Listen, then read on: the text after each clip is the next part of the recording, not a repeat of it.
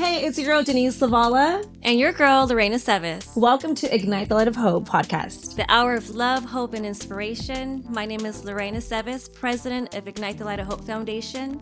We're a mobile food pantry delivering nutritious food to communities in need throughout Los Angeles.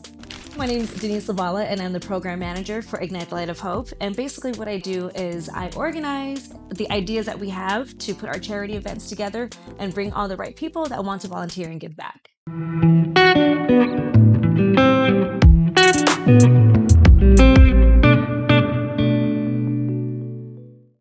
And welcome to our first podcast. Yes, we're super excited to be here and share with you guys all the amazing things that we're doing to help our communities in need.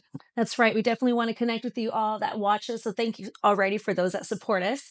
We know that you guys are always asking for help, and we feel like this is the best way we could connect with you by going live once a week and stuff. So and sharing the amazing stories and how people are being impacted by the work. Exactly. So here we go. Welcome to Ignite the Light of Hope podcast. Yeah, so I started Ignite the Light of Hope during the pandemic. And during that time, it was a very scary situation. Remember? Oh, it was tough during the pandemic. People were confused, not understanding what was going on. There was lockdowns, and a lot of people were going through anxiety, depression, and the loss of hope. I had my own business. I had my own skincare line, and I was doing really well. And during that time, my business also crashed, and many other businesses crashed as well. And instead of focusing on myself and going, oh my God, poor me, my husband and I decided to help the community. We started supporting small businesses that in our local community here in Sylmar and Santa Clarita. We started making care packages for families that we know who lost their jobs and helping the homeless. Every day I started waking up. Remember, you would call me first thing in the morning. Like, oh my gosh, what else can we do? And every day I was just reaching out. Okay, we need to help this family. We need to do this and we need to do this. And I just felt like this amazing, like spirit, lightness.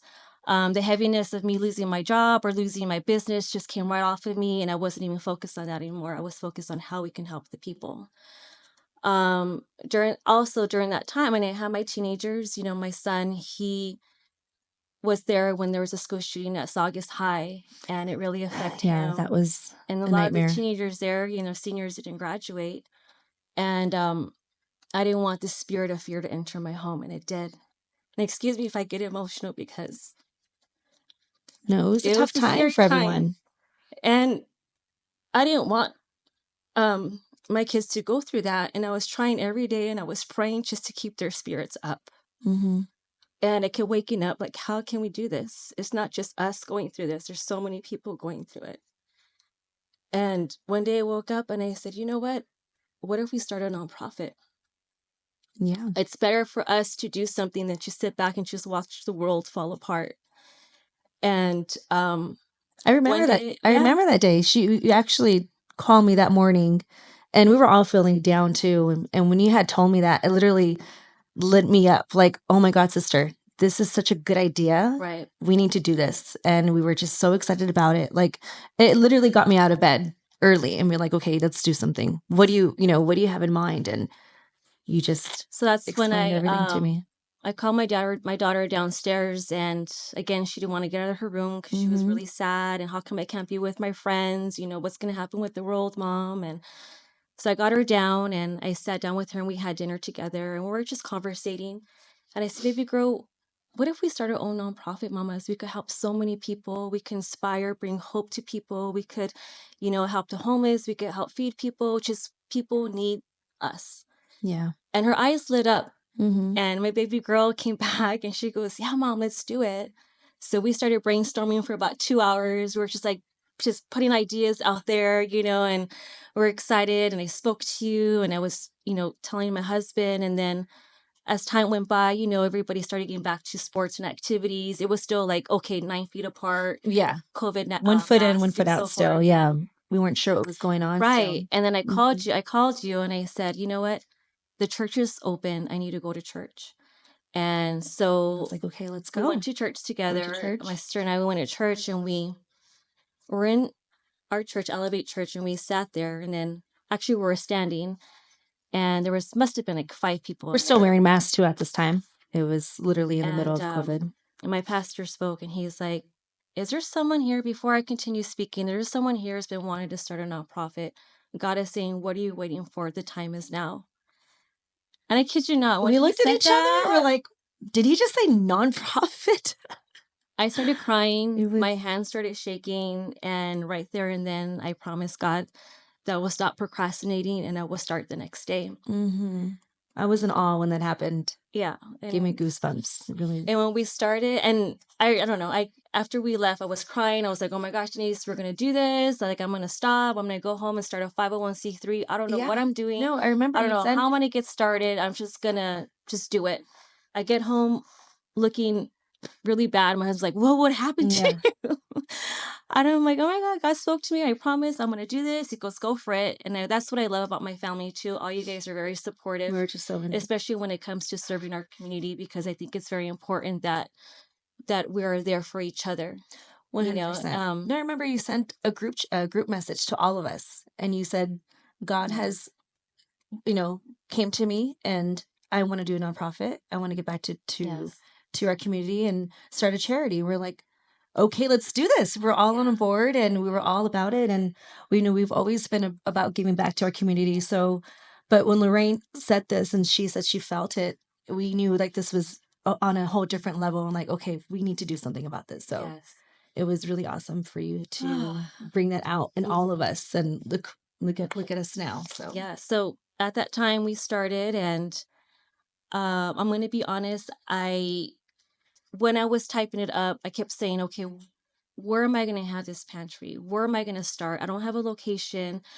I don't know what to do. Starting from scratch. I want to start it. If I need to start, I'll just start from my pantry, but something has to be done now. Mm-hmm. I pushed enter, and 10 minutes later, my husband texts me. He says, this guy wants you to call him. He has a location. He wants to talk to you. And I'm like, oh, okay. We're locked at home, not knowing what to do. I'm like, okay, fine. I show up to his location. He's like, Lorraine, I've had this place for such a long time. It's collecting dust. I'm not doing anything with it. Here's the key. Take it and run with it. And I was like, oh, literally, it felt like God just gave you the key. And like, I went from not having a location to getting a 20,000 square feet warehouse. And this was the next day. Literally the next day when... I think it was the same day. The same day. Anyways, it was just literally too close.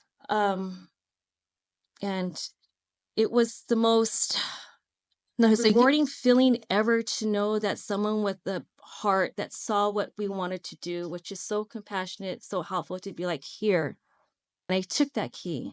I didn't have any volunteers at the time. I didn't even have anybody to reach out to because everybody's scared, isolated at home. So I had you guys. I had my family, my husband, my children. We went in there. We cleared out the warehouse. We cleaned it up. We broke down walls. Whatever we had to do, we made it work. Yeah. I started reaching out to the communities, and the doors just started opening up. People were like donating clothing, food, blankets, water. We started helping people. We started helping the refugees in the encampment in Mexico. In Tijuana, there were thousands of children, families just stuck there at the border. Yeah. And we would load up the van, drive down there, and we would have hundreds of people just line up. Just, we're giving them, it was a pool, food of people. It was water, crazy. And the hardest part when we went was to see these children, eyes crying, so happy just to get a water bottle. Yeah. They were the most happiest children ever, just to have people around them, just to say just hello, even say hi. and then my sister and I were both very cheery people. We're there, we're like, oh my God. Yeah. And it's all about bringing up their spirits, bringing hope back into your life, knowing that they're not alone. Even if it's for that 1 second, making their day better than it was yesterday. That was just the best feeling to see, and to know that we spent a couple hours with them, that we just made their day a whole lot better. With just simple things, and that was just attention, love, and a hug, and some care packages that they needed, and that was just a beautiful feeling. And that's how we discovered Nueva Esperanza. Yeah. So Nueva Esperanza is a village out in Tijuana, and they're a village where their houses were made out of plywood and cardboard boxes. Mm-hmm. And we started helping them every 2 weeks. We'd go down to Tijuana. We were helping them with blankets and food, whatever their needs were. Any good And that products. same summer, my husband and I received because we were connected through them through WhatsApp, and they were crying that their village had burnt down. Yeah. Remember that? That was very scary. And again, I reached out to the community. I just love everybody who is part of Ignite the Light of Hope. They just help. Yeah. Thank you guys. Really, yes. You guys really do make us who we are. We couldn't do anything without you guys at all. We raised enough funding to build 5 houses for them. And I didn't know how to hammer, but we did. We got down and dirty. We're hammering, we're painting. And when we turned in the keys, I remember the little boy going, gracias, gracias. This is my first time having a room. Or the mom, thank you. This is my first time having a key. They never had keys or a window. And it's little things like that we take for granted sometimes. But when you're there and you see the emotion and you see the gratitude, it's the most beautiful feeling. It's indescribable. But it's a blessing. It's a blessing to be able to be the helping hands. Right. And exactly. Through that time, we've done so much, and we've connected with different markets, such as, Vallarta and John's Market, LA Food Bank, Children Hunger Fund. We had pallets of trucks come in and drop off 26 pallets of water, Gatorades, snacks, supplies, chips, school everything. Supplies. Yeah. And with that, we started doing backpack giveaways. We were giving toys to many communities and orphanages and villages out in Mexico and homeless shelters, which we're going to be doing this year as well. So we're kind of busy with that, planning everything. But it takes a team. It takes a team of loving and kind people to be able to help this, make it possible. And I'm just happy I'm able to do it with you because I know your heart. I know your heart, and I know who you are. Of course. And it's such a tremendous blessing. And if you guys could just take a pause, a moment in your life, and just maybe, take a look at this here, and just, if you want, it's at the kindness of your heart, be volunteer, or if you know anybody who wants to volunteer and be part of Ignite the Light of Hope, it'll be a tremendous blessing. Again, we are not just giving, we're also providing love, hope to all those who need us. And you will see, it's just not a podcast. You will see all the amazing work that we do behind the scenes. We are involved with everybody who comes through. We're involved with everybody who is seeking assistance. And we just embracing them. We love them. We hug on them. And they love us too. So it's a tremendous blessing. Do you have an experience you like to share? Yeah, no. So if you do want to get involved with us, you can see our barcode here, and you can find all our information there where you can want to volunteer or want to give back in any way you like. But yeah, everything what my sister said, Lorraine, she definitely put our family out there, and we were so grateful for her. And it is a beautiful feeling to, give back and help the community and all that stuff. And not only that too, like when we share the positivity that we do within our community, it also the energy spreads out and makes others want to help as well. So that's a beautiful thing too. We have a lot of, family and friends that want to get involved, and it's really cool to see our circle grow and want to give back. So basically that's why we're excited for our podcast here too. We want to show what we're doing and just share everything from like the ins and outs of what we do and why. So welcome to our podcast, guys. This is going to be so much fun, and we're excited for what's to come. We have a lot of inspired. Yes, we have a lot of amazing events coming up that we're looking forward to, because we know we're going to help a lot of people within the community and just make people's lives a little bit better than it was before. So yeah. So yeah. Thank you guys for tuning in. We appreciate you guys.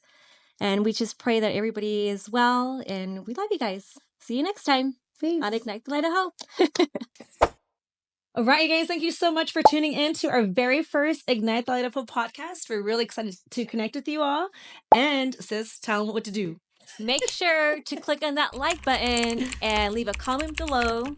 Yes, let us know if you liked our show, what we need to work on, or any content ideas that you would like to see behind the scenes.